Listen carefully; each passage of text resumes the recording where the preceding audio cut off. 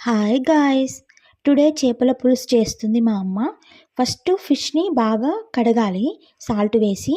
తర్వాత ఒక గిన్నె పెట్టుకొని అందులో ఆయిల్ పోసుకోవాలి. తర్వాత బాగా కడిగిన ఫిష్ ముక్కలకి మిరం కలపాలి తగినంత. అండ్ హీట్ అయిన ఆయిల్‌లో కాల్చిన మిక్సీ పట్టిన ఆనియన్ పేస్ట్‌ని వేసుకోవాలి. యాక్చువల్‌గా ఫిష్ కర్రీలో మెంతి పొడి ఉండాలి. మెంతులను ఇలా వేయించి ఇలా దంచుకోవాలి. ఈ దంచుకొని పోపులో వేయాలి మెంతి పొడిని. తర్వాత మిరం కలిపిన ఫిష్ ముక్కలని వేసుకొని కలపాలి.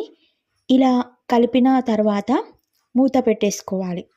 మధ్యలో ఒకసారి నెమ్మదిగా కలుపుకోవాలి. అండ్ తర్వాత ఇందులో చింతపులుసు కొంచెం పోసుకోవాలి. తర్వాత మూత పెట్టాలి. మధ్యలో ఇలా వన్స్ కలుపుకొని ఫైనల్‌గా మెల్లగా కలుపుకోవాలి. ఎందుకంటే అవి విడిపోతాయి. పీసెస్ అనేవి బ్రేక్ అయిపోతది.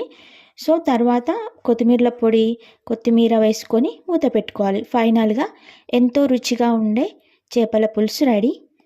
మా అమ్మ చేసిన ఈ చేపల పులుసు ఎలా ఉందో మీకు నచ్చితే లైక్ చేయండి అండ్ సబ్స్క్రైబ్ చేసుకోండి.